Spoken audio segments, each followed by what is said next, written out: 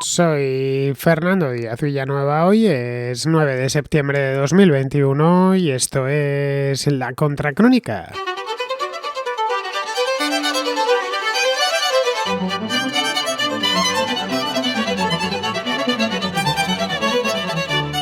Los talibanes han hecho público por fin un gobierno para Afganistán. Les ha llevado casi un mes. Ya de paso han rebautizado oficialmente el país como Emirato Islámico de Afganistán. El gabinete estará liderado por el mulá Mohammad Hassan Ahund, uno de los fundadores del movimiento talibán. Abdul Ghani Baradar será el número 2 en el nuevo ejecutivo.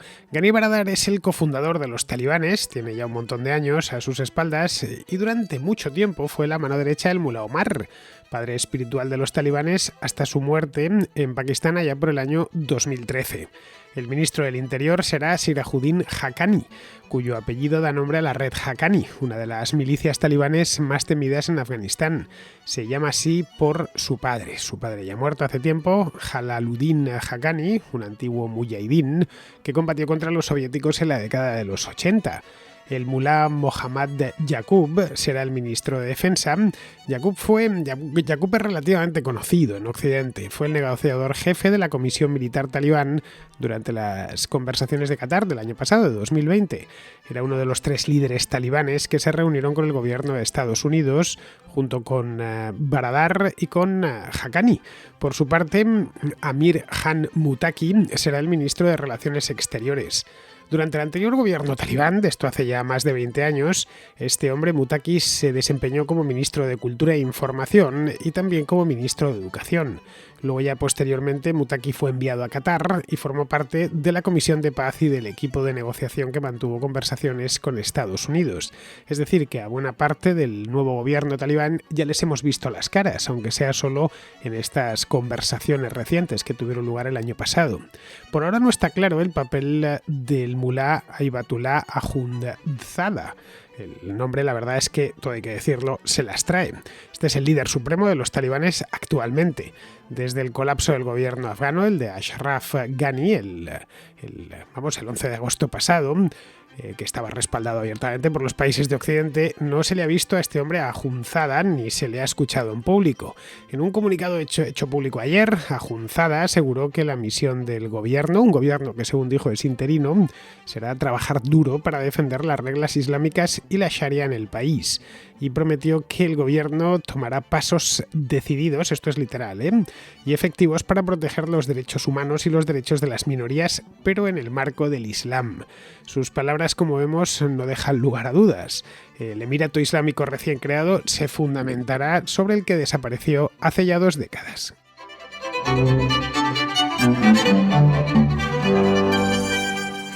El 7 de septiembre, es decir, hace 2 días y 4 días antes del 20º aniversario de los atentados del 11 de septiembre en Nueva York y en Washington, unos atentados que provocaron, entre otras muchas cosas, la invasión estadounidense a Afganistán, pues bien, ese día, el 7 de septiembre, los talibanes han declarado la restauración de su Emirato Islámico y han anunciado la conformación ya oficial de un nuevo gobierno. Es un gobierno completamente monocolor o prácticamente monocolor, todos son talibanes, desde luego, y casi todos son pastunes, es decir, es un gobierno exclusivamente talibán, en el que ni por asomo otras fuerzas políticas aparecen. Bueno, esto lo habían prometido ellos, hace no mucho tiempo, hace un mes. Dijeron que iban a tratar de meter a todo lo que se mueve en Afganistán, o por lo menos a casi todo lo que se mueve en Afganistán.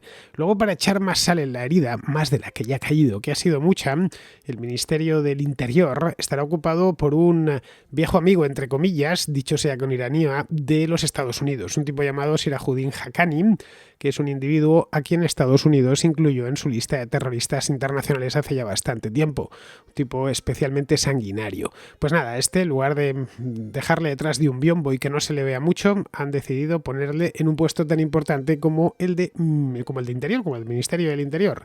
La nueva administración de Afganistán, formada, como vemos, no llega al mes. La ocupación y toma definitiva de Kabul se produjo el 11 de agosto, estamos hoy a 9 de septiembre, pero el gobierno lo anunciaron el día 7 de septiembre.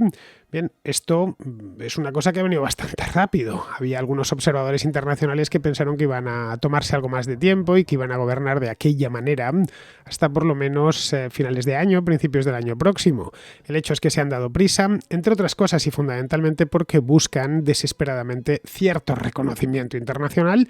No hace falta que les reconozca a Estados Unidos o la Unión Europea, eso la verdad es que les importa poco, pero sí al menos quieren que les reconozca Rusia, que les reconozca China, que les reconozcan sus vecinos, es decir, países como la India o Pakistán o Irán, es decir, lo que les pilla más cerca. El hecho es que ya podemos hablar de un nuevo gobierno, no hay ya la República Afgana de Ghani ha desaparecido por completo. Esto ha provocado, entre otras cosas, un éxodo masivo de extranjeros. A lo largo del mes de agosto lo hemos podido ver de una manera un tanto dramática en el aeropuerto de Kabul, pero ese éxodo continúa. Las carreteras, evidentemente, han entrado incluso algunos periodistas extranjeros en el país para informar desde dentro y no sabemos qué es lo que va a salir de ahí. A estos periodistas todavía no les han expulsado.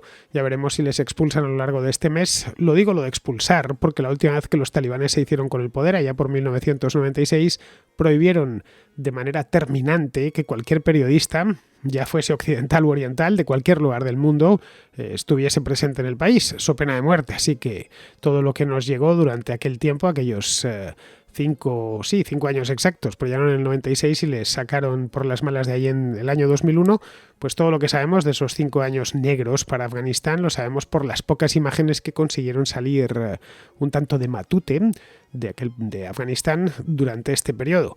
Ahora parece ser que no van a tener problemas, parece ser, insisto, todo es temporal, tal y como está Afganistán, que no van a tener problemas en que haya periodistas extranjeros dentro, lo cual invita a pensar que quizá ciertas locuras y ciertos excesos que cometieron entre el 96 y el 2001 no los van a cometer ahora. De cualquier manera, algunos de estos periodistas, tanto estadounidenses como de otros países del mundo, que pensaban con muy buena fe que los talibanes afganos habían evolucionado algo, se habían moderado. Una de las primeras cosas de las que se acaban de dar cuenta pues es que el nuevo gobierno es monocolor, no hay ninguna mujer, eso por descontado, pero tampoco miembros de la minoría chiita, la de los hazaras, que es muy numerosa en Afganistán. Su composición, que hicieron pública en una rueda de prensa nocturna, convocada de un modo un tanto apresurado el martes por la noche, esta rueda de prensa desmentía las garantías reiteradas una y otra vez de los talibanes a algunos gobiernos extranjeros, como el ruso o el chino, y a los propios afganos, por supuesto, que son quienes lo van a padecer, en las que aseguraban que venían en son de paz, con voluntad de consenso y que el nuevo gobierno contaría con representantes de todas las etnias y de todas las sensibilidades políticas de Afganistán, con idea de representar a todos y de construir un gobierno de unificación nacional. La guinda del pastel, de cualquier modo, un nombramiento que complica cualquier reconocimiento del nuevo gobierno por parte de los países occidentales, ha sido el del tipo Haqqani, Sirajuddin Haqqani, que este es un talibán dinástico, porque su padre ya fue uno de los talibanes principales, había sido, como os decía antes, un muyahidín que luchaba contra los soviéticos y luego posteriormente se reconvirtió en talibán. Pues bien, este hombre, Sirajuddin Haqqani, designado, como os decía antes, como terrorista internacional por las autoridades estadounidenses, le catalogaron como tal debido a los estrechos vínculos que unen a Al-Qaeda y a la red Haqqani, que es una red que opera, una red de milicianos, de terroristas que opera dentro del movimiento talibán. Bien, esta red, que se llama Haqqani, pues obviamente lleva el nombre de su fundador, o del hijo de su fundador, mejor dicho. Bien, pues a partir de ahora Haqqani se encargará de la policía y de la seguridad interior. Será lo que es propiamente un ministro del Interior. Es decir, un miliciano calificado como terrorista en otras partes del mundo va a ser el ministro del Interior de Afganistán. A partir de aquí ya podemos pensar lo que nos dé la gana. El FBI, de hecho, ofrece en estos momentos y desde hace un tiempo ya una recompensa de $5 millones para quien dé pistas definitivas que conduzcan a su detención. Bien, desde Desde hoy ya saben dónde está, a la perfección. Además, si quieren atraparle no tienen más que entrar a por él. Se pueden ahorrar los 5 millones de dólares porque se ha encargado de salir por televisión y anunciar al mundo entero que es el nuevo ministro de Interior. Pero eso sí, de aquí en adelante yo veo difícil que se aventure más allá de las fronteras de Afganistán, así que si los estadounidenses quieren atraparle no les va a quedar otra que entrar a por él. Y si entran, pues tampoco es seguro que le terminen atrapando. Bien, si bien el líder supremo de los talibanes, que no es Haqqani, es un tipo llamado Ayatollah Akhundzada, no tiene un cargo oficial. De hecho, de este tipo sabemos muy poco, hay pocas fotografías, es que no suena ni su voz porque no se ha encargado de dirigirse al mundo en ningún momento. Este es algo así como su líder supremo y su líder espiritual hace las veces del Mullah Omar, o que lo que hacía el Mullah Omar hace 20 años, pues ahora es este hombre, es Akhundzada. En este se cree que ejercerá algo así como de presidente in pectore. Por debajo de él se encuentra el primer ministro, que será el Mullah Hassan Ahund, que no es nuevo en esto, ya que fue ministro de Asuntos Exteriores hace 20 años, es decir, en el último Emirato Islámico. Ministro de Asuntos Exteriores en un emirato que apenas tenía relaciones exteriores, más allá de su vecino, de Pakistán, de Arabia Saudita y de poco más. Bien, este Emirato Islámico anterior lo recuerdo por si alguien se lo ha olvidado o no lo sabía. Este es el que acogió y protegió a Osama Bin Laden durante muchísimo tiempo y que luego, posteriormente, este emirato fue derrocado por la invasión estadounidense de 2001. Bien, pues el pasado martes, Akhundzada pasó a la prensa un comunicado, no lo dijo personalmente, en el que decía, de manera literal, así que os pido que me abráis las comillas, decía lo siguiente: nuestros 20 años de lucha y yihad han tenido dos objetivos principales. En primer lugar, poner fin a la ocupación y a la agresión extranjera, y para liberar al país. Bien, ese es el primer objetivo. Y en segundo lugar, para establecer un sistema islámico completo, independiente y estable en Afganistán. Basándonos en este principio, en el futuro todos los asuntos de gobernanza y vida en Afganistán estarán regulados por las leyes de la sagrada Sharia. Bien, estas son palabras textuales de este hombre, de Akhundzada. Después de esto, cualquier duda que pudiera quedar sobre la naturaleza del nuevo régimen talibán, yo creo que queda más que despejada. A partir de ahora, quien quiera seguir pensando que va a ser un régimen moderado, que se van a convertir en hermanitas de la caridad o ni siquiera en un régimen islámico normal y corriente, ya sabe a lo que se enfrenta. Durante las conversaciones con Estados Unidos, que llevaron a los acuerdos del año pasado, de 2020, el primero de los acuerdos, que fue en el mes de febrero, y el segundo en septiembre, sobre la retirada de las fuerzas estadounidenses, y en declaraciones públicas, hechas recientemente con motivo de la estampada de las tropas estadounidenses, los talibanes hicieron repetidas promesas de que iban a compartir el poder con otros grupos políticos y con otros grupos sociales de Afganistán. Bien, nada de eso, absolutamente nada. No prometieron una democracia, pero sí al menos un gobierno lo más representativo posible dentro de lo que cabe en un gobierno presidido por talibanes. Pero bueno, nada de eso se ha materializado tal y como temíamos muchos. Yo la verdad no lo sabía, pero lo dejé caer aquí en varios programas que hice sobre este mismo tema el mes pasado. El nuevo gabinete, de hecho, representa el núcleo duro tradicional del movimiento talibán y está compuesto, como os decía antes, casi en exclusiva por talibanes, pero casi en exclusiva por pashtunes étnicos. Vamos, que no es, a pesar de lo que algunos todavía siguen diciendo, con bastante inocencia o ingenuidad. No sé si esa ingenuidad es una ingenuidad real o está simplemente fingida. No es un gobierno inclusivo en ningún sentido de la palabra. Es, de hecho, una bofetada para otros afganos y para la comunidad internacional en su conjunto. Vamos, por resumirlo mucho, Afganistán está aún pendiente de un acuerdo de reconciliación nacional. Este gobierno aleja al país de ese objetivo. Lo pone, de hecho, mucho más lejos que antes.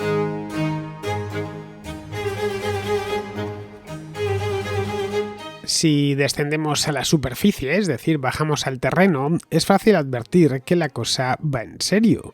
Unas horas antes de la rueda de prensa, esta que dieron para anunciar sus nuevos ministros, para anunciar el nuevo gobierno y para decir que el país iba a llamarse ya Emirato Islámico de Afganistán, antes se llamaba República Islámica, ahora deja de ser una república y es un emirato. La verdad es que en este aspecto la diferencia es sustancial, porque antes tenía un presidente de la República que, de una manera u otra, con o sin trampas, pero tenía que presentarse en las elecciones, y ahora hay un emir. Lo que no sabemos todavía, quién será el emir, porque podría ser Akhundzada, pero podría ser cualquier otro. En principio debería ser este hombre, debería ser Akhundzada. En la anterior etapa talibán, el anterior emirato, entre el 96 y el 2001, el emir estaba claro, era el Mullah Omar. Ahora ya veremos quién es el nuevo emir, porque no se han encargado de avisarlo. Quizá precisamente por eso dicen que este gobierno que han anunciado es un gobierno temporal, algo interino, como os decía antes. Pues bien, unas horas antes de la rueda de prensa hasta que dieron, los milicianos talibanes reprimieron violentamente la protesta más grande de las que ha habido hasta ahora contra su gobierno. Esto fue en el centro de Kabul. Han llegado muchas imágenes de esa protesta porque aunque todavía los periodistas extranjeros no están llegando, no hay apenas sobre el terreno, los afganos sí tienen teléfonos móviles y tienen conexión a la red de datos. Así que se encargan de hacernos llegar vídeos y fotografías, algunas muy ilustrativas de lo que está pasando dentro del país. Lo que hicieron los policías, entre comillas, básicamente los milicianos afganos, fue disparar al aire para dispersar a la multitud y se valieron de unas porras y unas varas para golpear a los manifestantes. La mayor parte de los manifestantes de esta última protesta masiva en Kabul, podremos pensar, si vemos las imágenes, que tanto como masiva en una ciudad de 4 millones de habitantes no es, pero teniendo en cuenta el tamaño de la amenaza, es decir, lo que les puede caer encima, a mí me pareció que salió a manifestarse bastante gente. Eso sí, pensad que muchas mujeres en Afganistán van a la desesperada. Lo que se les viene encima, lo que tienen ya encima, es de tal gravedad que les da igual que les den un palo ahora o que se lo den dentro de un mes. Así que se lo han dado ahora, muchas de ellas, lo pudimos ver en las imágenes. Lo que hicieron fue corear el lema, y eso es curioso y me llamó la atención. No tanto acabemos con los talibanes o contra el gobierno talibán, sino el lema principal era muerte a Pakistán. Pakistán ha apoyado a los talibanes desde que se formó este movimiento islamista, muy radical, muy rigorista, en la década de los años 90. Y muchos opositores afganos a los talibanes pintan al grupo como representantes directos de Pakistán. Yo la verdad es que no sé si llegan a tanto, pero en buena medida los talibanes son una fabricación de la inteligencia pakistaní, que quiso tomar ventaja en la guerra civil afgana, que siguió a la retirada soviética en el 89, esos años tan malos de Afganistán. La verdad es que Afganistán es un país tan desdichado que prácticamente todos los años que han transcurrido allí desde mediada de la década de los 70 han sido malos, pero estos fueron especialmente malos, el año 90, 91, 92, hasta que los talibanes terminaron ya poniéndole la guinda final a todo eso y estableciendo un régimen directamente odioso. Pero vamos, estos años de la guerra civil, la inteligencia pakistaní quiso introducirse en Afganistán tomando partido por un bando, y qué mejor que crear tu propio bando, y es cuando nació aquello del talibán, que en principio pues no sabíamos nadie qué significaban. Luego nos enteramos que talibán significa estudiante del Corán, obviamente. De hecho, esta criatura que se creó entre estudiantes fanáticos del Corán que estaban radicados en Pakistán cobró pronto vida propia y se les escapó de las manos a sus creadores, es decir, a los pakistaníes. Bien, hasta ahora ningún gobierno extranjero ha reconocido al nuevo gobierno talibán. China ha insinuado que lo van a reconocer y que le consideran un actor internacional más, perfectamente válido y legítimo, pero vamos, aún todavía no se ha producido una cascada de reconocimientos. Se mantenían seguramente estos países a la espera de acontecimientos. Rusia, China, Qatar, Irán, Turquía y Pakistán mantienen abiertas sus embajadas en Kabul. Son los únicos países que tienen al embajador allí y a todo el equipo propio de la embajada. El resto de las embajadas que había en aquella ciudad han cerrado. Desde luego, todas las legaciones occidentales están cerradas desde el mes pasado y vacías. Se escudaban estos países como Rusia, China o Irán o Turquía o Pakistán en que había que esperar y había que dar un voto de confianza al nuevo gobierno y ver por dónde iba la cosa. Bien, ahora los talibanes les han puesto ya sobre la mesa la carta que decían esperar.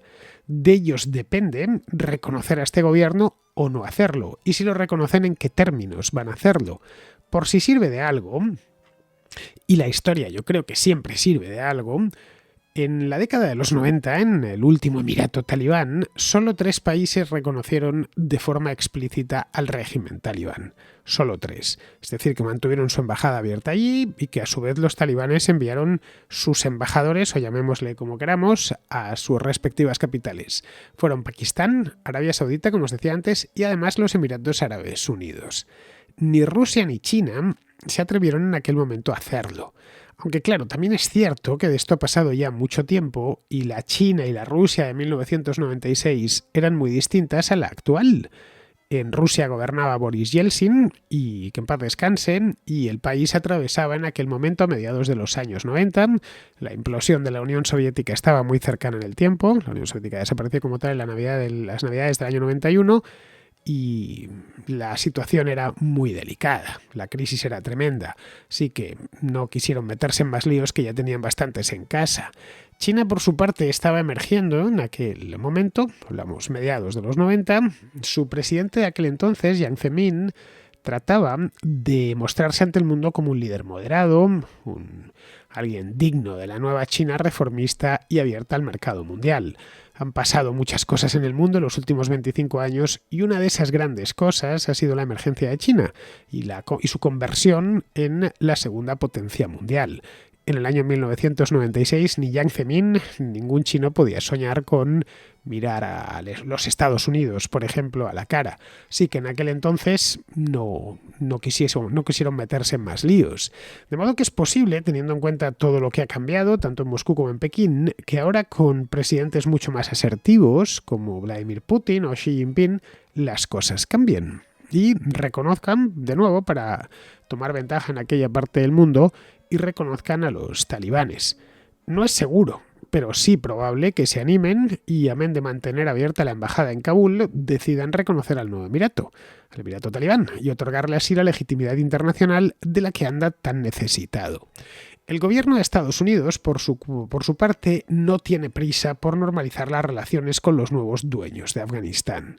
Aparte de lamerse las heridas por la evacuación apresurada y humillante del mes pasado, prefieren mantenerse a la espera y seguramente estarán ahí durante bastante tiempo, porque en la Casa Blanca nadie, absolutamente nadie, quiere pronunciar la palabra Afganistán, les da hasta miedo.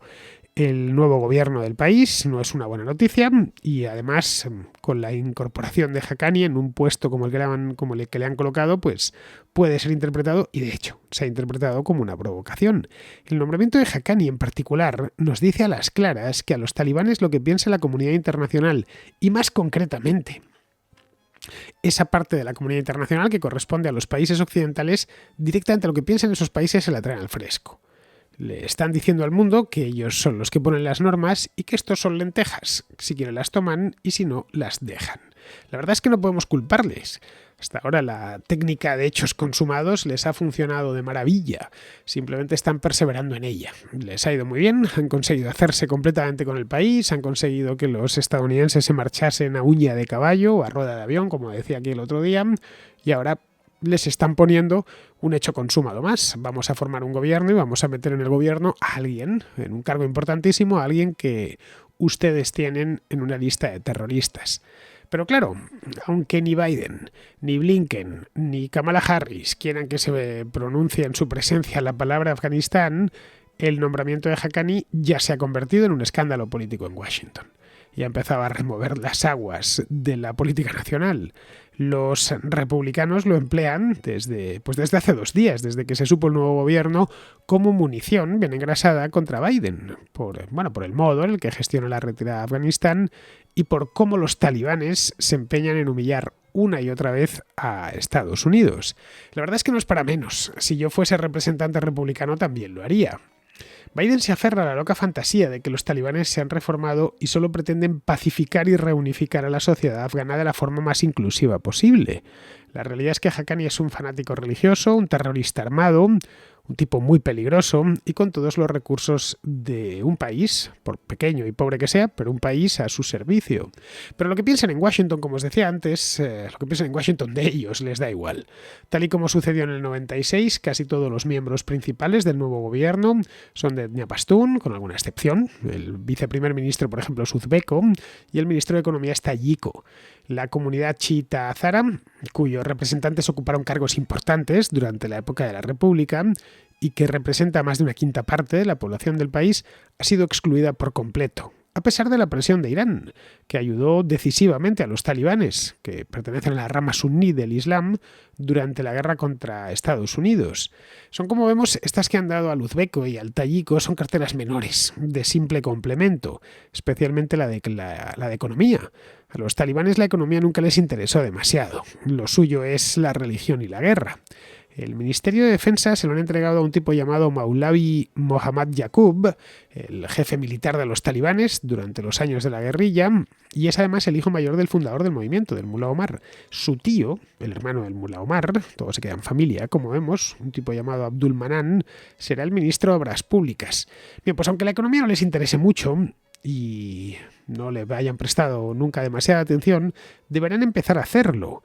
Manan y el ministro de Economía tendrán que está Yico, como os decía, tendrán que gestionar la economía y las infraestructuras de un país desconectado del resto del mundo desde el punto de vista financiero. La economía afgana se paralizó casi por completo tras la toma del poder por parte de los talibanes hace un mes. Afganistán fue aislado del sistema financiero internacional y se interrumpió de golpe la mayor parte de la ayuda exterior. Diariamente, y de esto de nuevo nos llegan fotografías del interior, se forman largas colas en las sucursales bancarias porque los afganos tratan de retirar al menos parte de sus ahorros, que están denominados en la divisa local, el afgani, que está perdiendo valor a mucha velocidad. En julio se cambiaba un dólar por 78 afganis y ahora se necesitan 87. Y todos temen que la cosa vaya peor. Así que, para que nos hagamos una idea, en los años 90 el afganí se depreció muchísimo, la última vez que gobernaron los talibanes. Cuando los estadounidenses entraron en el país en octubre de 2001, un dólar se cambiaba por unos 75.000 afganis en las calles de Kabul. La divisa desapareció poco después, con la invasión, y se creó de nuevo desde cero en el año 2002. Se estabilizó el cambio, se refundó el Banco Central afgano y se convirtió en una divisa plenamente transformable y convertible en cualquier otra moneda del mundo, con una tasa de cambio libre. El cambio lo mantiene, pero no sabemos cuánto durará. Los problemas económicos podrían provocar más protestas en la calle, especialmente en Kabul, que es una ciudad moderna donde muchos se oponen al puritanismo de los talibanes. Los opositores han anunciado más manifestaciones y las tendrá que reprimir un terrorista sanguinario como Haqqani. En fin, que Alá les pille confesados.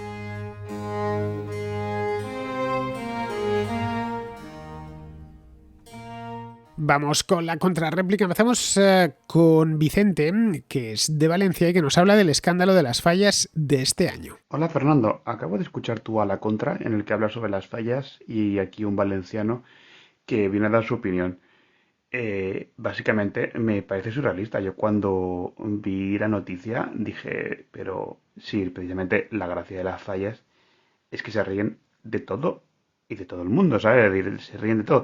Bueno, mucho más de temas locales, de decir, hay a veces que los turistas y todo eso no se enteran muy bien porque empiezan a hacer chistes sobre el Levante y el Valencia que si no estás muy al día, pues si no te interesa mucho ese tipo de detalles, no te interesa, o temas locales de la ciudad como el alcalde y el concejal de urbanismo y todo eso.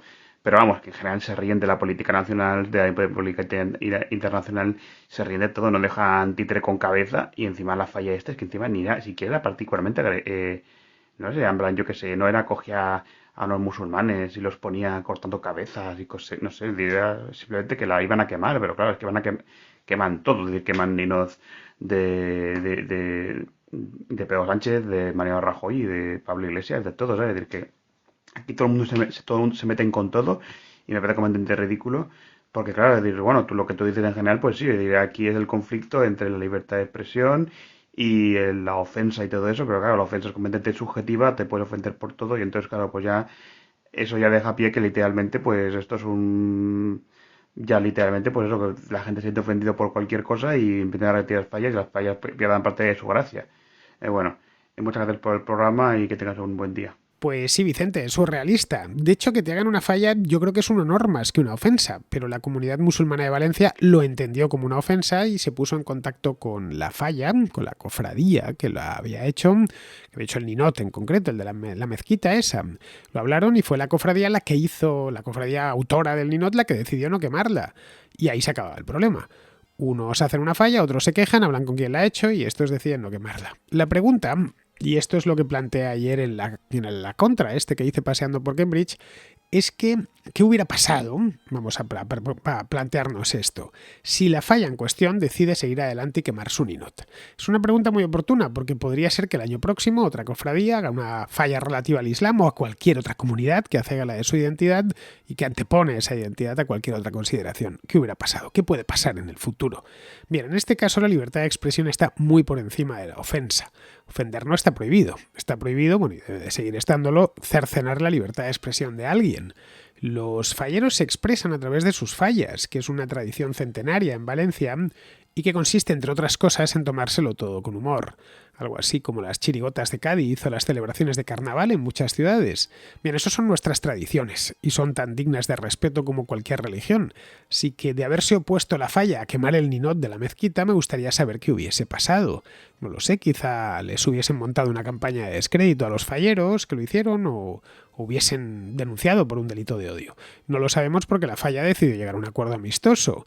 Pero claro, en estos tiempos que corren de endiosamiento de las identidades, me temo que este problema se va a presentar más veces. Bien, seguimos con José de Granada, que nos habla de este mismo tema de las fallas. El motivo de la nota de voz es comentar el famoso indulto fallero a una obra que contenía simbología islámica de hace unos días. En pocas palabras, me parece un atraso para nuestra sociedad y que intuyo que realmente lo que esconde es cierto temor a represalias de esos vecinos, de esos artistas. Por supuesto, defiendo el respeto a los sentimientos religiosos en abstracto, pero considero que en estos casos la libertad de expresión debe mantener un nivel superior, muy superior. Al fin y al cabo, la simple expresión de una idea implica, especialmente cuando es crítica, un enorme potencial de ofensa, incluido el ejercicio del periodismo, porque indagar acerca de aquello oculto que debe ver la voz incomoda al entrevistado y puede ofenderle. Entonces, ¿qué hacemos? ¿No le ofendemos? Y es que no nos podemos olvidar de que el simple hecho de señalar lo que uno considera una aberración, que una chica de 13 años sea obligada a bañarse en la playa vestida y tapada por el sencillo motivo de que tiene la regla y que su familia es musulmana, esta crítica es considerada ofensiva. Afear que todos tengamos que aparecer en el DNI a cara descubierta, a excepción de las mujeres musulmanas, también puede ofender. Vaya, que en Europa ha muerto gente por pintar caricaturas de Alá o Mahoma, al mismo tiempo que se han vendido ejemplares de revistas con reyes o primeros ministros sodomizados, y estas imágenes en sus portadas. Y todo esto me preocupa especialmente porque en Europa en general y en España en particular, por fin estábamos salvando los últimos coletazos censores del catolicismo. Por fin la sociedad había superado que, por ejemplo, un grupo de crías aburridas montasen una procesión de una vagina insumisa en un acto de rebeldía infantil y que para la inmensa mayoría fue completamente intrascendente. No importaba. Estas heroínas de AliExpress fueron lógicamente absueltas y sin embargo nos la cogemos con papel de fumar con los aspectos más negativos del Islam, porque, pues, ¿por qué? Yo respeto todas las ideas y religiones y culturas siempre y cuando no contengan aspectos que lesionen claramente mis derechos, ya sea mi derecho a la libertad de expresión, que inevitablemente tiene potencial de ofensa, o el derecho de una mujer menor, una chica menor, a no tener que pasear por las calles más tapada que Batman, simplemente porque su padre le impone una práctica que vulnera sus derechos fundamentales y la margina respecto a sus propios hermanos varones que pueden ir como cualquier otro chico. Si esa chica ya adulta elige voluntariamente ocultar su cuerpo como señal de respeto a Dios o cualquier otro motivo, pues allá ella. Pero es que no estamos hablando de eso. No estamos hablando de aspectos del Islam tan intrascendentes e inofensivos para los demás como que se nieguen a comer cerdo. ¿No quieren comer cerdo? Pues que no coman. Pero es que no es ofensivo para el Islam que en las carnicerías de este país haya cerdos colgados y se despache cerdo. ¿Tenemos que retirarlos para no ofenderlos? Y es que no hay que confundir la libertad de expresión con la ofensa gratuita. El único ánimo del que quiere ofender es denigrar a una persona. No es poner una idea ni una crítica, es ofender. Su único objetivo es ofender. Sin embargo, un ninot es una representación artística de naturaleza crítica, como lo puede ser una chirigota en Cádiz o una viñeta satírica en cualquier revista. ¿Cuánta gente podría sostener que ha sido ofendido de forma directa por un ninot? ¿Deberíamos retirarlos todos para no ofender? Pero es más, ¿pueden los artistas y artesanos hacer un ninot que critique una realidad existente y que no ofenda a nadie? ¿Eso es posible? ¿Se puede hacer? Ya para terminar y como nota muy personal, solamente existe un motivo por el que se le ofrece un trato diferente al catolicismo y al Islam, y es que la sociedad percibe al individuo católico como un pelele inofensivo, Ese niño débil y un poquito repelente que es injustamente objeto de abuso en el colegio. Pero claro, ¿cómo percibe la sociedad española y europea el Islam? ¿Lo percibe como un niño inofensivo? ¿Piensan que cualquier tipo de agresión va a quedar sin respuesta? Un saludo y mucho ánimo con su trabajo, que en muchas ocasiones discrepo con usted, pero la libertad de expresión hay que defenderla. ¿O debería intentar usted no ofenderme? Vienen tiempos muy malos. No quiero ser pesimista, pero yo como ateo considero que vienen tiempos muy malos. Se empieza por aquí y veremos por dónde se termina. Un abrazo. Pues sí, así es, José. Me remito a lo que decía Vicente hace un momento. La libertad de expresión es un derecho fundamental que está muy por encima de los sentimientos de ofensa, porque estos son muy subjetivos. El límite de la libertad de expresión, lo he dicho aquí miles de veces, es la calumnia. Es decir, imputar falsamente un delito a alguien. Eso no lo ampara la libertad de expresión. El resto, por mucho que ofenda, es un coste necesario de este derecho. Porque, como te digo, la ofensa es un proceso personal. A mí pueden, no sé, ofenderme muchas cosas que a ti no. Sí, me puede ofender la forma de hablar de alguien, su mera presencia, pero ni puedo ni debo pedir que le impidan hablar, ¿no? El problema aquí es el modo en el que hemos endiosado, como decía anteriormente, las identidades grupales. La identidad es algo individual, es una construcción individual y se construye individualmente y de la que uno no debe avergonzarse bajo ningún concepto, pero no es algo sagrado e intocable. No debe de ninguna manera, ser delito quemar una bandera, como en algunos países lo es, por mucho que diga representar a muchos. Quemar una bandera no es quemar a las personas que se sienten representadas por ella, es simplemente quemar a una bandera. Lo mismo con otro tipo de símbolos. Es algo que en aras de la convivencia y de la urbanidad no debemos hacer nunca. No debemos andar quemando banderas por ahí, no está bien ser desagradable con los demás, pero nada puede prohibírtelo. Lo ideal es respetar a los demás y no tratar de herirles sin necesidad, pero ante la duda si te ponen ante la duda ante la disyuntiva, mejor dicho, de una ofensa y la libertad de expresión, siempre y en toda circunstancia ha de prevalecer la libertad de expresión. Bien, vamos ahora ya con Alejandro, que no es Pizarro, que se llama también Alejandro. Vamos con Alejandro, que se hace una pregunta que muchos nos estamos haciendo desde hace meses. Hola Fernando, mira, mi audio de hoy viene referido a una noticia que he leído en Voz Populi, ¿vale? De que han utilizado los fondos europeos para hacer propaganda en TikTok, ¿vale? Y bueno, pues resulta que yo soy dueño de 3 cafeterías en Valencia, las cuales en cuestión de año y medio nos han hecho cerrar en total 5 meses, ¿vale? Nos han hecho cerrar, quiere decir que nos han privado de nuestro trabajo, ¿vale? Lo que significa no tener ingresos, pero sí seguir pagando alquileres, seguir pagando luz, seguir pagando agua, ¿vale? Y los cuales todavía no hemos recibido ni una indemnización. O sea, y digo indemnización y no digo ayuda y no digo subvención, porque lo que tienen que hacer es indemnizarnos por el daño que nos han causado y que nos han negado trabajar. O sea, no nos han dejado trabajar. A todo esto, no sé yo cuánto vamos a seguir permitiéndoles a estos políticos que malgasten nuestro dinero.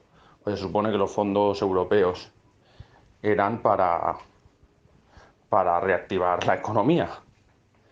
Pero a nosotros nos llevan ahogados y se gastan el dinero de los fondos europeos en hacer propaganda en TikTok.